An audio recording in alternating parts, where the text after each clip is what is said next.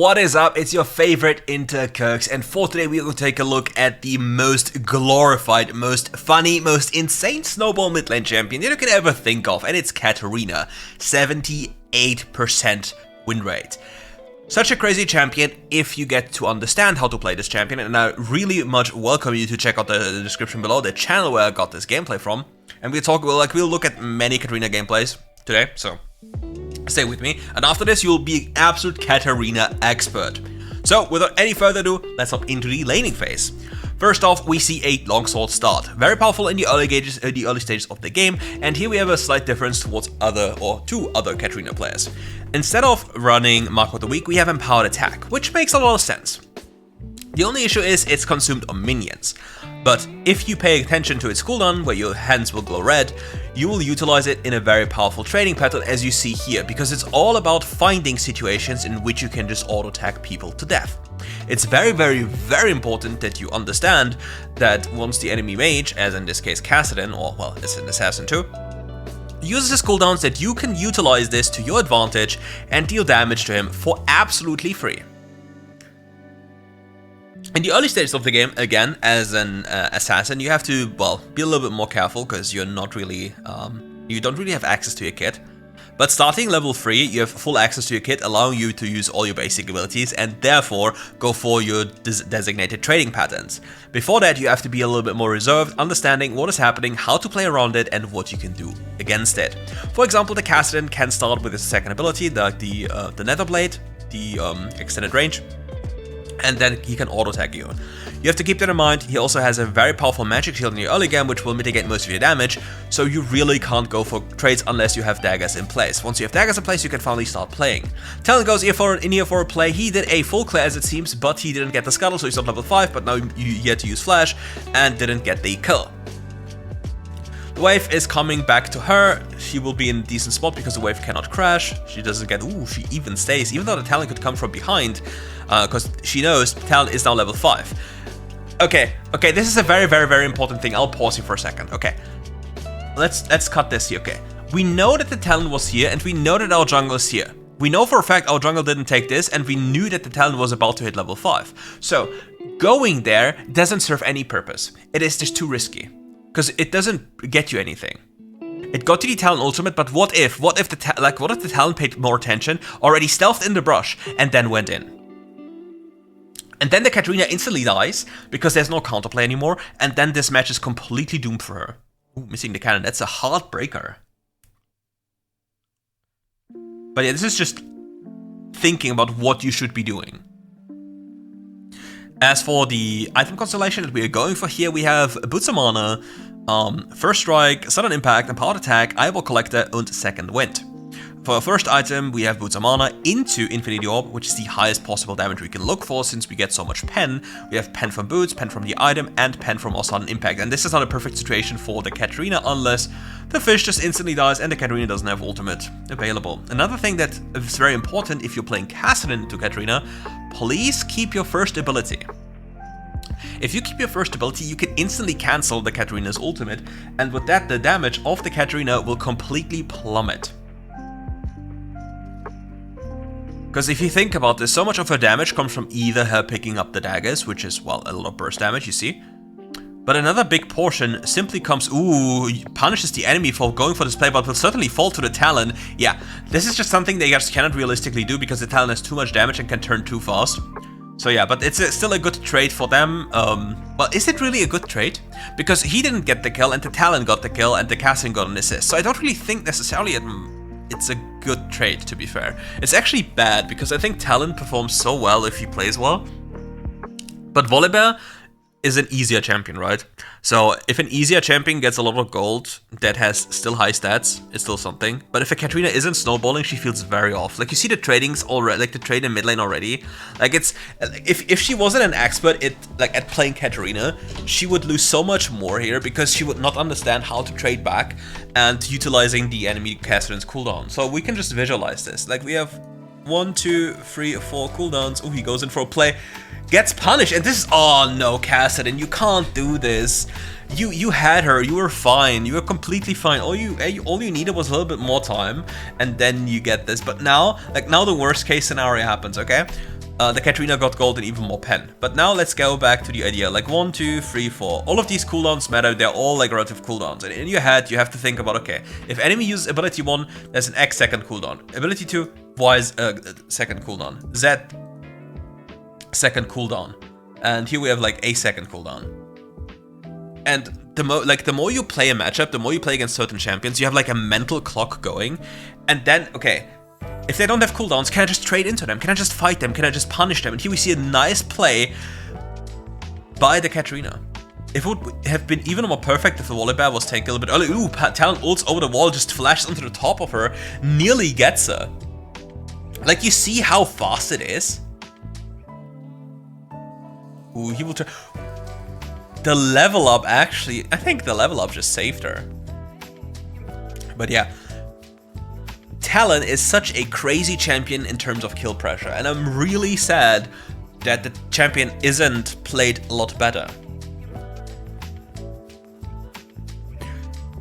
But I'm also happy with the recent changes to Crown. It was also like it's a low-key Katarina nerf. Because if this champion bought Crown and has QSS, how do you stop her? Because she jumps in, the first spell against her is voided, and then she takes 50% less damage, which means she can just QSS on the spot and just ult, because she has effectively 50% more HP.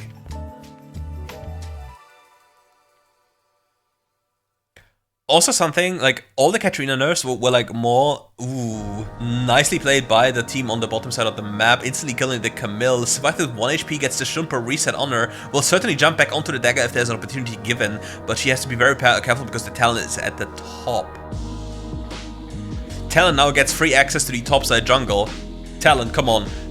This is what I mean. Like, Talon, you saw the Volibear's buffs on his head. So you need to know that you can just go into the jungle and pick up everything because you're so mobile. But the Talon chose to probably just not do this and is now in his own jungle, not snowballing ahead, taking away the resources. Because Talon needed to be in the enemy jungle here. There's no way he can ever be caught. He has too many abilities to... What? Well, I think the Katarina is slightly fed now. And now Talon just walks around the map. It just feels like a little bit that the Talon is lost. But to be fair, playing jungle really efficiently is difficult. On a base level, it's super easy to just, well, I just do my camps and run around and kill. But understanding how to track jungle, understanding where these camps are, understanding the action and the consequence of every champion. Like, if you see the Volibear in mid lane having no HP left and he has a red buff but doesn't have a blue buff, and you're at a certain time and you compare your own spawn timers in the jungle to his, you quickly understand, like, okay, why am I not here taking advantage of the enemy's disability to not go there, or inability to go there? And then I would get at least 3 camps in terms of gold, which is more than a kill. And the Volibear cannot get them back. He needs to go for a play somewhere else or starve. But now there's a certified Katarina moment in front of our eyes. First kill, right? First kill, Talon jumps in, gets his ultimate off, deals so much damage, but the San is at the back, clubbing the head of the Talon in the passive. And now we have Rabadon's death cap coming in very soon, close to level 12, which is the break, or which was the breaking point in the past. Or, well, which is the breaking point now to make it as powerful as it was in the past percentage-wise, because Rabadon is now a worse item to be bought early, but a better item if you buy it later, because it has a higher modifier. Because they turned it into a scaling item, because too many champions, like, if you remember, in the past there was like one type of like archetype of a build, which was just Rod of Ages into Rabadons on every champion. Well, not every champion, but a lot of champions that, yeah, well, really liked this. It was like in the distant past.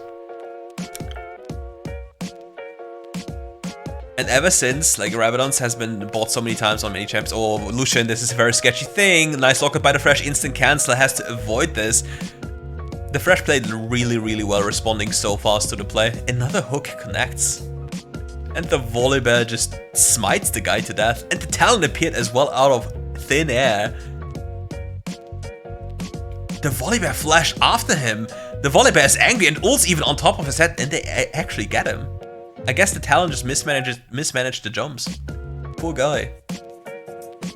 And at the meantime, we see the 2 Baron laners just running it downside. Look at me, I'm doing it, Dad. I'm on cam. Now, this is something that happens so many times one top laner goes sideline and the other one doesn't, but in this case actually both people are, and the Camille dies on the spot. If your Katarina can kill your Camille instantly, then we have a big problem, if I may say so, a very big one. So yeah, keep that one in mind if you ever encounter Katarina. This is one of the instances where people say Katarina is broken. Obviously, any AP champion, it doesn't matter which AP champion, the more fed you are and get closer to your free item spike, you start one-shotting people. Katarina is just one example where if it goes really bad for you, you will feel the pain of this very, very fast. Luckily, however, the pain can be, well, inflicted both ways equally as fast, because the Katarina only needs to be cancelled and then everything's over. Like, look at the damage here. She got a fully channeled ultimate and everything, and then the Camille, like, you saw the HP bar of the Camille slowly dissipate, and then eventually she died. But the thing is, if this play goes wrong, right? If the Katarina doesn't get this kill, or even dies, it's so goddamn risky. Because gold onto the Camille will allow it to be, like, gold onto Camille and Cassidy will allow them to hit a point where the Sand cannot possibly dream of holding them. And the Talon should just really, I honestly think it's time for like a proper jungle guide, honestly, because I'm really, really sick. Like, if you just let me know in the comments below, like, if you're also really sick of seeing griefing jungles constantly, people saying you need to level 2 gang for funsies, etc., then just let me know. Oh, well, Katarina. Oh, no. If the person, like, please buy, what is the, like, if you play against the Katarina and you don't have any hard CC, or not many champions that can actually hard CC her, just get the Repulsor. You don't want to have the Katarina fully charging an ultimate in front of you, without even having anything available, because you will just instantly die. And then at least, if you do it instantly, she might not be fast enough with QSS, and the moment it's, like, the moment the spell is cancelled, it's already too late, but yeah. In reality, like, the moment she has Crown and QSS, you have very, very big problems. Because it's gonna be very difficult to deny her, so you need tools, multiple tools, to deny her this damage. And Exhaust is one of these tools.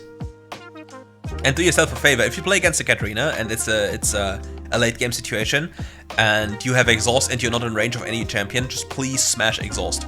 Press it into Focus Warp, press it the entirety of the time, it doesn't matter, because the moment Katarina jumps onto you, the time will be so important. Look, nicely used QSS, Exhaust, nothing of this matters. They just all instantly disappear because the Katarina is just too fat. Like, right now she has reached a point where she's too fat, nobody has items against her, and it's just an overall train wreck for the enemy team. They got completely blasted, and if you just look, goodbye Talon. Oh, trade's back. And yeah, you know, take a look at this video, check out the channel description below, and we hop right into the next one as well.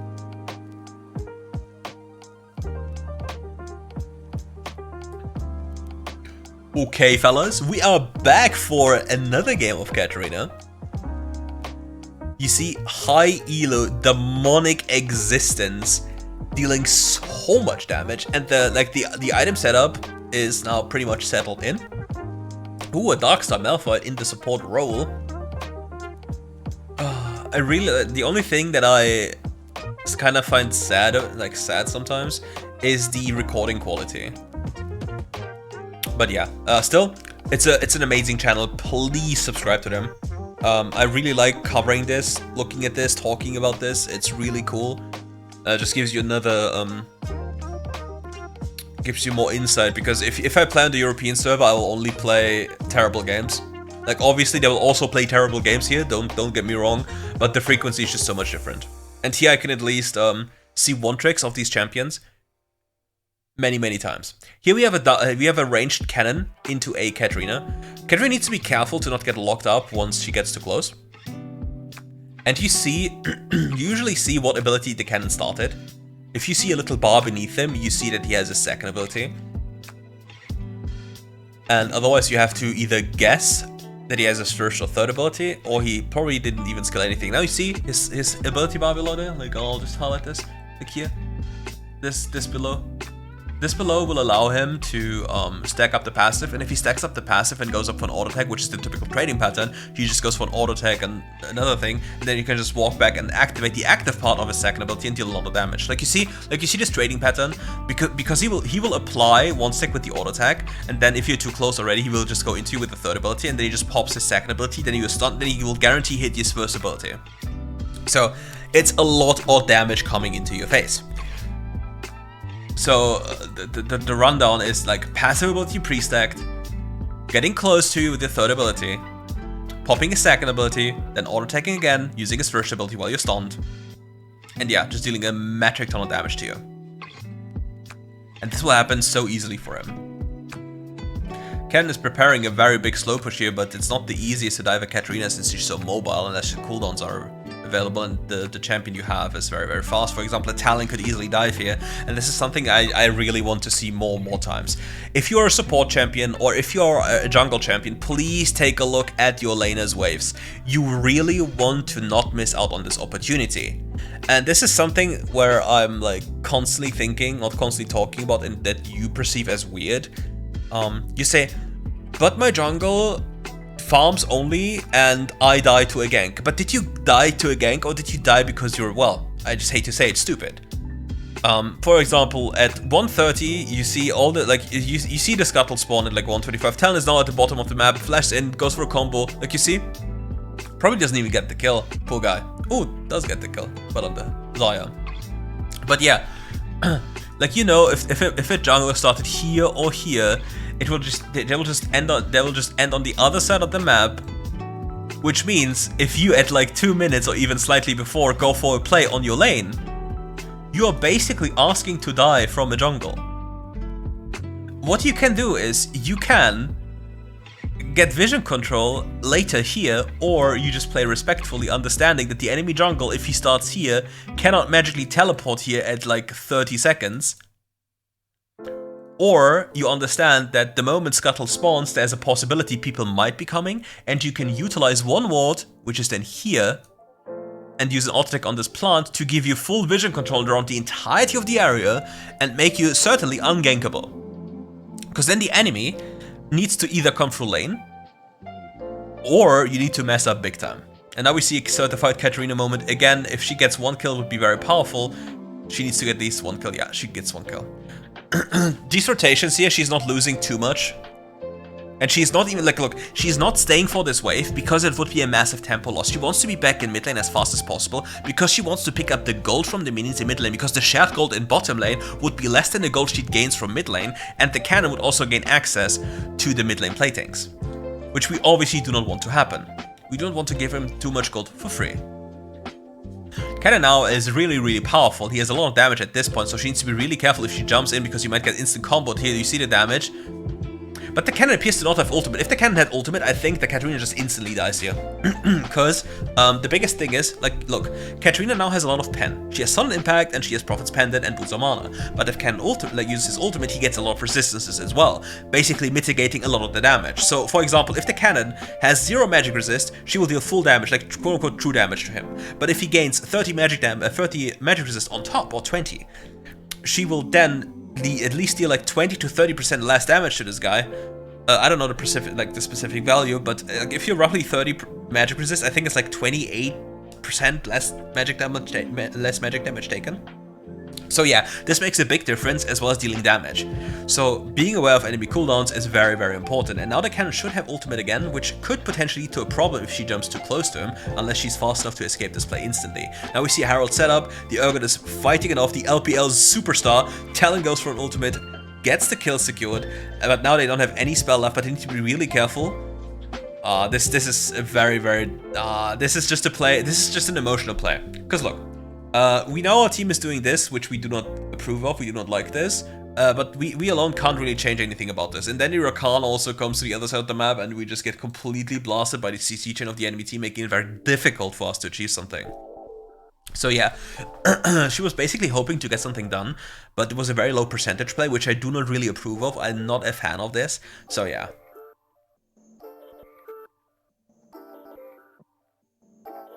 Now the mid lane tower has been taken down with the power of the Herald. The second charge also goes through.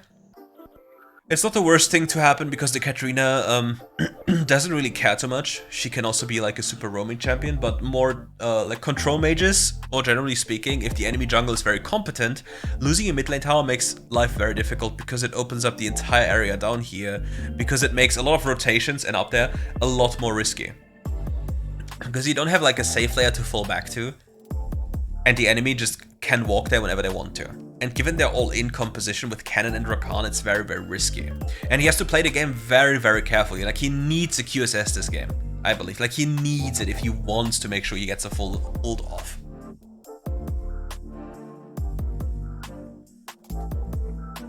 Very slow paced so far, not really allowed to do too much. Now looking for a kill on the Tryndamere.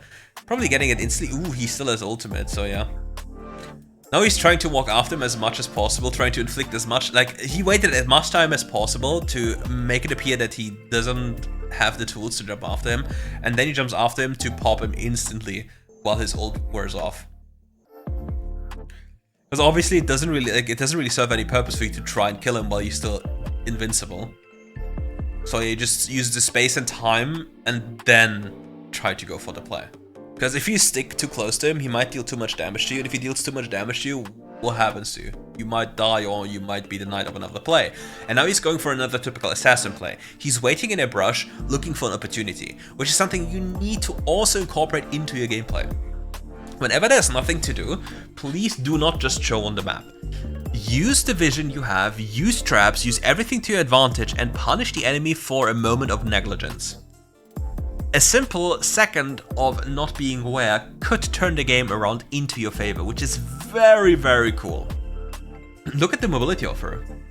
Going for a quick kill, cleaning up. Look at the space. She just basically traveled through space and time in the Stellar style to get to this play.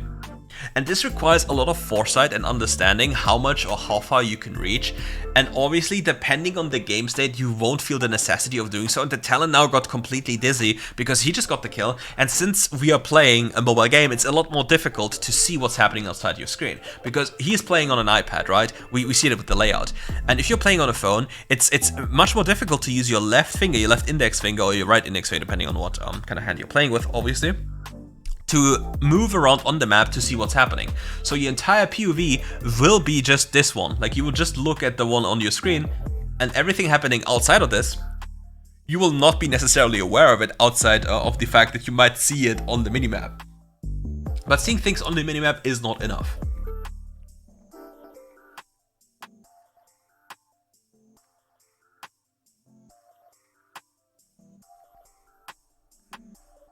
And again, he's not showing himself, he's staying out of vision, needs to understand it, needs to be careful. Ooh, goes for... This is something that you can also do. You use minions as a proxy. You let the enemy go for minion waves, and then you stay out of range, and once the enemy uses certain cooldowns, you just jump in. Generally speaking, I'll just highlight this.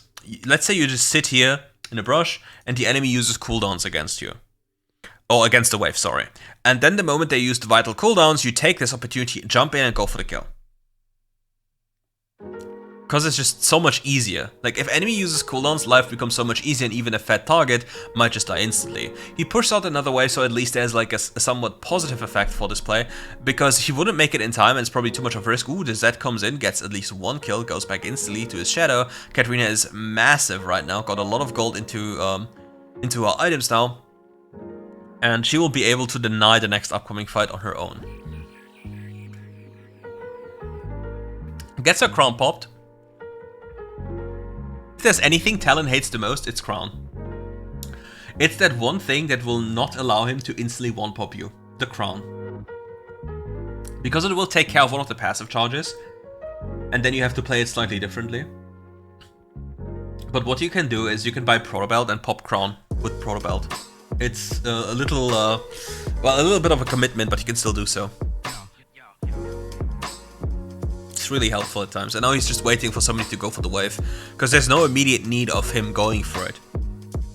And if you see this happening in your team, like, what is my teammate doing there? He's just waiting, being patient for an enemy to overextend and go for a play. Like, look, because he knows somebody will come eventually, and since the wave was pushing into him anyway, he's not losing anything. Whereas the enemy wants to make sure that this wave will eventually accomplish something, and somebody will come because there's no objective available. So yeah. So he just spends his time, now uses the technology here to just jump close, but he will certainly die here facing the crowd control. Yeah, that's one of the issues. The enemy cannon still had ultimate available. He never expected the cannon still had ultimate, right? Because his team just lost the fight. And this is one of the things, because he was preoccupied with the Tryndamere play, that he was not looking at the play in mid lane. So I think if you are in voice here, or if you have any kind of voice communication that was like, for example, after a fight, which is something I believe that's very important, after a fight happened, somebody needs to say, cannon ultimate, this ultimate, this ultimate, this ultimate. They need to. Because just having this information allows you to play completely differently, and if they have ultimate, you also need to approach this entirely differently. Having no information is death. Because even a 1v3 scenario could be easily winnable if you have information on enemy cooldowns. For example, they don't have exhaust, no ultimates, etc. Then they're just minions for you to instantly kill. But if they have everything available, you might just jump into your own death and then you're just really depressed in an instant. And we obviously do not want that to happen, would we? Damn.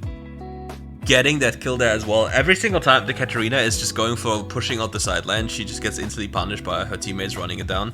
Now going from the big angle here to enemy turning onto them instantly, but where did the enemy just go to? What did just happen to them?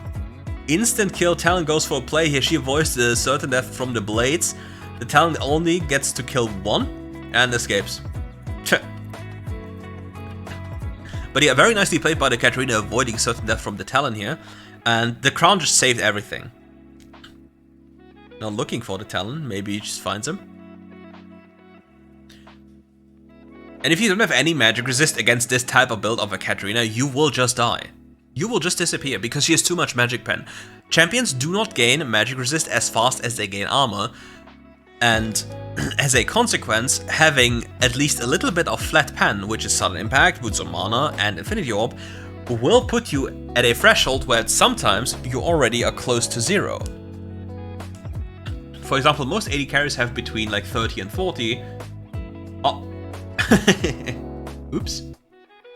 Most AD carries have a magic resist 30 to 40, and yeah, having any type of pen will then get you very close to dealing true damage to them, and that allows you to just kill them in an instant, which just happened beforehand. They just instantly disappeared into the void. And now the only thing she has to be very much aware of is the enemy's crowd control. Like cannon, Rakan, like she needs something, like ideally somebody needs to get these cooldowns. And if these cooldowns are out, it's gonna be a free ride for the Katarina. If nobody gets these cooldowns, you will see a massively depressed Katarina. Ooh, the Talon is getting blasted by the Urgot. Will he get reeled in? Ooh, he ults away, survives this play. Now the Rakan is there in play, but it's not fast enough to get her CC'd, so the Katarina has just free reign, but the exhaust comes in clutch. Like the exhaust here, the exhaust completely denied a complete pop-off by the Katarina. And now the Tryndamere is doing the Tryndamere thing and just running down side lane, whereas the team cannot really respond to it in fashion, and the Tryndamere might even die for this tower, and it would be absolutely worth. Yeah.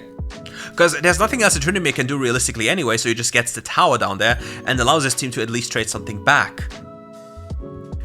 Now we have the next dragon coming up as well, which is a potential point of conflict. Now with the Katarina having another item and the Tryndamere dead, that will certainly secure this dragon unless the Talon gets into a position where he can flank and kill some of the carries. And next thing is like, if you die for this dragon as the enemy team and you don't kill enough people, you will just lose Nasha as well. And losing the dragon won't lose the game, but losing Nasha will make it very difficult for you to win.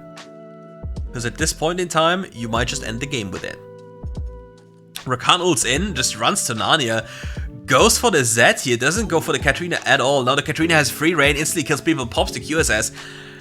This is just something that is just the illness of Rakan players. They pop ultimate randomly and run to a target that's not even relevant.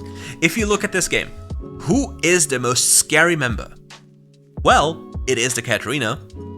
What do you want to do? You want to deny the Katarina any ability to play the game.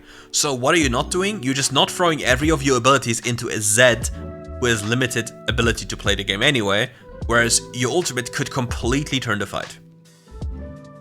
So yeah, when you face certain champions, keep in mind that your cooldowns actually matter, because if you put them on cooldown, you put yourself into a situation where the enemy can just do whatever they want to do, and you instantly get killed.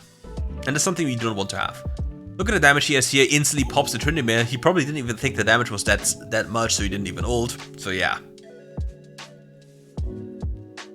But I think even if he ults, the Katarina will just run him down afterwards. Unless he kills her fast enough, which I don't think is a possibility, in all honesty. Yeah, here they might have the soul, and again, like, the soul will not be the major thing that determines the game, but it's people dying over and over again, which is the biggest issue. The souls in general are not powerful enough, and the level of gameplay is overall too low for these stats to make a difference. Talon is caught here, survives with 1 HP, and there's a massive bottom wave coming in. No, who survived with 1 HP was barely visible. My bad. But there's a massive bottom wave, so somebody has to deal with it. They're sending Desire because the weakest member, as I assume. Ooh, nice combo here. The Rakan isn't in place, so yeah, they just die. Was it the Rakan that survived with 1 HP? Oh, now going for a combo here. He has the resets on the abilities, goes for a quick little bomber combo, kills everyone. He even gets exhausted, but it's not enough. They just don't have enough damage to deal with the Katarina at this point, because, well, the Rakan was not there, and they just went in alone earlier, so what was the point? Like, if you have a teamfight composition, at least play as a team to make it easier for you to just win games, because if you're just completely disjointed in fights, you just make it so much harder for you for no reason. And the Urgot is a massive unit. Look at that guy, he just doesn't care. Quick little combo onto Tryndamere, has to force the ult away, but dies to the Nexus, and she certainly gets the free win here. And yeah, that's the end of this video. Thank you for watching. If you enjoyed the video, leave a like and subscribe to the channel. And as per usual, we'll see some lovely items at the end of this here as well. And yeah, I'm just joking, by the way, there's another gameplay coming. Debated. Now, see you soon from RiftGuides content. In the next video, of course. Smile, because there's game 3 upcoming. And yeah, enjoy the next video. And see you there. First off, we see a nice start with a longsword for more kill pressure. This has been done in the distant past over and over again, because the AD you gain from this also scales with the abilities, of course, since you have hybrid scalings. And not only this, the bonus AD will help you, since your third ability is an auto-attack reset, to just go for an easier kill, since the ability power at this point will not do too much. However, it might put you slightly behind in terms of tempo if you cannot get a kill. For the lane, you see, she's trying to chill as much as possible. Sadly misses one creep here, but she's just giving a lot of space to the Syndra, allowing herself to breathe, basically. Because if she goes up too far, she will take so much damage that she will not be able to play. And for an assassin, it's basically the most important thing to get towards this level 3 power spike, because on level 3 most of them are fully functional and can finally play the game. You see, the Syndra is utilizing or abusing the weak laning phase of a Katarina pretty well by poking her out already, making it much more difficult for the Katarina to get anything done. And if you do this against most assassins, you'll have an easy time at least until level 5, which is the biggest thing about assassins. Level 3 they become fully functional, and until like on level 5 if they get a reset, they now have their full kit available, and all the damage you've dealt to them is now basically meaningless as they reset from base. And then, because they have this new ability, this ultimate, they might turn around the entire laning phase. Even if you're like 1 kill or 2 kills up, you might just die. Going for a quick trade here, nicely done. Syndra pushes out the daggers, and the wave's in a very bad spot for the Syndra. And the Syndra has no mana, so she needs to either pick up the plant or recall. Enemy Lucian is now making his appearance, being very proactive on the map already, going for a potential player trying to help with the Syndra. Syndra has mana again from the honey fruit, and you'll see in so many instances that the Syndra or just mages will just completely butcher their wave, and this is something you can capitalize on. This is a state where Katarina is okay with, because now it's very difficult for the Syndra to poke her, and she has so much extra space to work with. And if the Syndra goes out of mana, she just instantly misses the stun. Very, very detrimental for everything. And picks up a free kill. Nicely done. Very powerful and very good.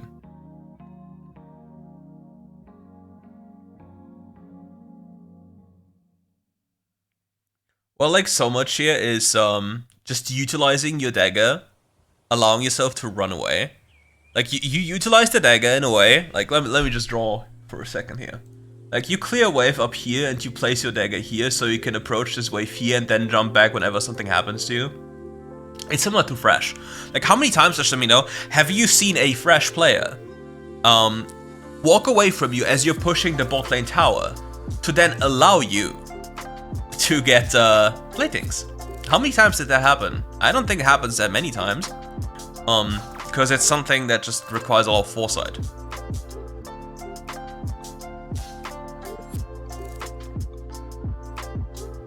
You see the voice chat up there, I'm so jealous. I mean, to be fair, on the European server it would be an absolute shit show to have the voice chat enabled, because I think the majority of players right now would not even speak English. Ooh, going for a little rotation here onto the Yone. Placing the ward behind her, going for a quick execution, picking up an instant kill, jumping out, getting so much gold already here. Like, now, with Katarina being 2-0, it might be a very, very problematic thing very soon for the enemy team. Because think about this, right? The damage this champion does is absolutely absurd if she's fed. And think, okay? We have Sudden Impact, we have Boots of Mana, so we have a lot of magic pen, and Katarina doesn't really have low damage numbers. Like, when you take a look at her ultimate ability, if it's like channeled, you see it's a gigaton of damage. Like, as Freak would love to say, tons of damage. And yeah, it's just, like, if she gets the full value of this, it's just borderline crazy when it happens. Ooh. Pike getting away with a sliver of HP as per usual. My fan favorite. There's a big rotation happening down here. Always happening. If you're a mid lane assassin player, rotations must be the name of your game. You really need to know what to do. Ooh, quickly capitalizing on this play. Now Syndra is caught in a very bad place. Might even get killed here. No, she respects the possibility of getting ulted by the Syndra. Ooh, now walking around here. Syndra needs to be careful. Like, she really should not face. She should just settle for the wave. Because if you think about this, right, if you have the choices between getting 300 gold secure from a wave or getting 300 gold potentially from a kill, like, you need to ask yourself what is more reliable, because you need to obviously replicate it over and over again. Ooh, the enemy is grouping up. Cinder wastes a stun, so now it's an absolute free time here. Enemy doesn't really have any tools available, does a lot of damage, but this rock kill isn't enough. However, it will be enough to turn the fight into their favor, as it seems. And this is something, like, this happens so many times. Like, think about this. What was the purpose of going for the dragon?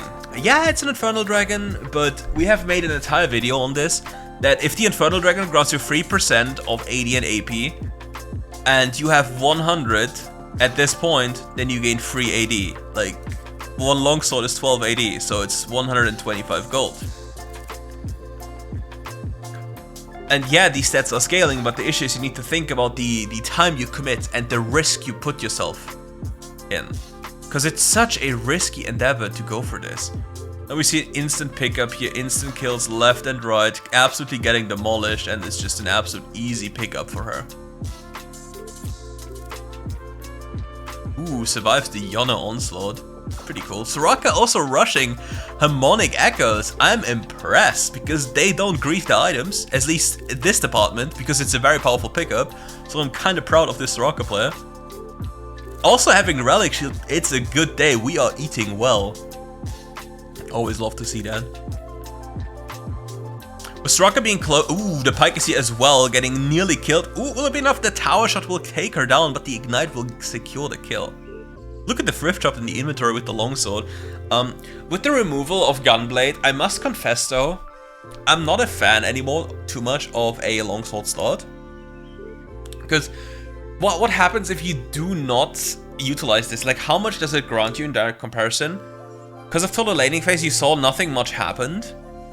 So if you can't really snowball the laning phase because the enemy is playing like a human against you, what's the purpose of investing 500 gold for like a low percentage play?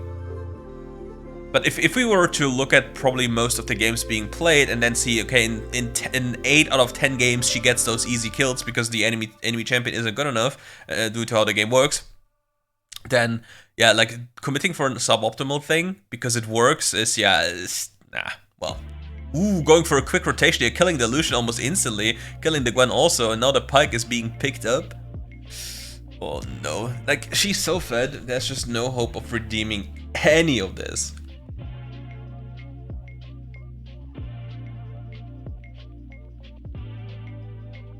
And I really wish Mark of the Week was worked slightly different. Because Mark of the Week feels so underwhelming, but honestly, if you, like, there's only one really powerful rune in the entirety of the domination tree, and it's Sudden Impact. Like, it's the most broken rune out of all of them. Like, to put emphasis, like this rune down here, like this, well, I am not capable of drawing a line. Amazing, like this rune here. This rune here is the most powerful. Quick little reaction here, avoiding certain death. Will the Pike go for a play here? Ooh, the Soraka gets flashed on and probably gets killed, yeah, by the Pike. Well, well, well, well, well, friends. That is a tragedy.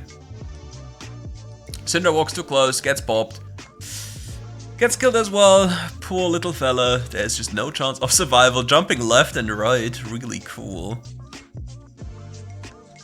Poor lad. The Katarina destruction is commencing. You love to see it. And yeah, just briefly about runes again, right? Like, Second Wind is one of the most broken resolve runes that exist. Especially the higher your HP are. Because, let's just use this example again, okay? Like, you are a melee champion and this is like 1000 HP. Oh, you just get one popped. Sorry for having this here.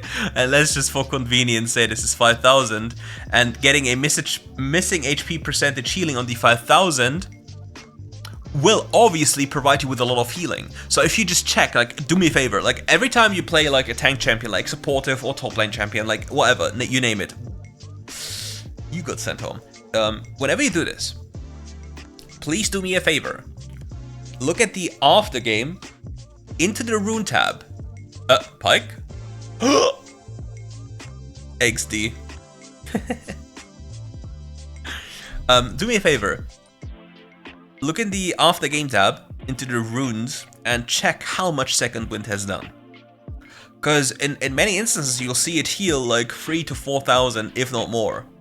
And that is batshit crazy for a rune, if you ask me. And generally for Katarina, if you like play this champion, there are like still a few things that are very important combo-wise, right? Understanding how to use your daggers, understanding how to place them, and just understanding that your champion needs to be fast. And the biggest thing for Katarina is waiting until the enemy cooldowns are being thrown out, because then when the enemy cooldowns are gone, you then have the capabilities or the chances, yeah, to get a fully channeled ultimate ability. And look at her enchantment, similar to a Samira. You can just pick up. Ooh, look at the guy's QSS, gets absolutely demolished. You can just pick up the QSS for the purpose of getting your ultimates full channel. Because so much damage of Katarina, and obviously Samira, is coming from the ultimate ability. Like, the entire teamfight impact comes from that one, unless the enemy's grouping on your daggers.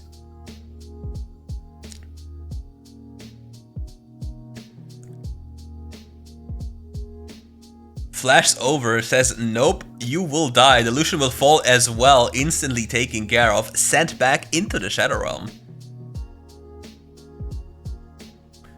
And yeah, just like, when we talk about mid lane in general, like, you are an assassin. So an assassin will usually have trouble laning in a 1v1 scenario. So rather than putting yourself in a constant 1v1 scenario that you cannot kill unless the enemy makes mistakes over and over again, you need to be proactive on these sides, looking for plays. Because if you're playing against a lane bully, like for example Syndra was, she will have trouble following you, because when every time you just reach these brushes up there, you will eventually put them in a position where they're forced to either give up the rotation and go for platings if it's available, or they follow you and then you instantly kill them, because it's the one play they are not allowed to do. They are not allowed to follow you into Fog of War, because that's certain death.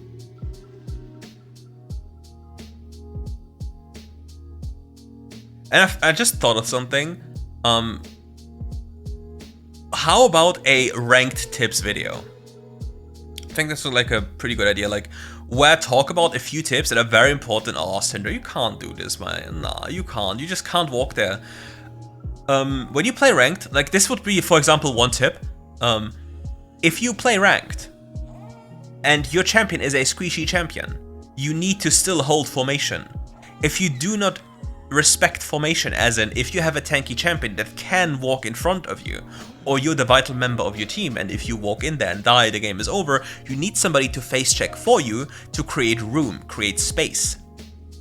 Oh no, Soraka, she lives, but she got stunned for so long. Like, Pyke is such a crazy champion, you will die here sadly. But still, quickly a little pickup, 1000 gold into the Lucian's pocket is at least better than putting it into the Gwen's pockets. Because Lucian will have a very hard time carrying this game. And looking at the score, it is a very unlikely thing to happen, to say the least. But you see, unless you get Giga-fed and then the emotional things start happening, he has been very patient in the way he chose the games, the plays. Because that's what you need to do to make Katarina work. You need to just wait for the enemy crowd control to be gone, and then with the crowd control gone, you use the situation and use your quick combos. Because if you jump in and you get to jump on your daggers and pick them up instantly, you get the cooldown resets, and then it's just about, okay, how fast can I kill squishies? The sad thing, like, one of the things that's kind of different for Katarina than other champions, like, she would not really like to go side lane that many times, because she rather wants to be around where there's chaos, because she thrives when there's chaos. Like, when people make mistakes and Katarina gets to jump, like, in and get just one kill, like, if she jumps in here, gets one kill, it's completely over. But, like, you see, like, the issue was here, she didn't get the kill fast enough, so she was locked in place, and the enemy was able to deal damage to them, meaning that, yeah, it's a very rough time for her. And yeah, Soraka is a very good champion. We love Soraka. Good champion. She just missed the ultimate. Aurelia mates missing everything, still killing you. That would be the perfect meme situation for this, because it always happens. They miss everything, they just auto-attack you to death with the Q, and you just feel like, where counterplay. But to be fair, it's very difficult to carry with an Aurelia. It's super easy to kill, but super difficult to carry. And that is it for today's video. Thank you all for watching. If you enjoyed the content, leave a like, sub to the channel, and comment for the algorithm. Check out all the channels in the description below, and we'll see each other for more RiftGuides content very soon.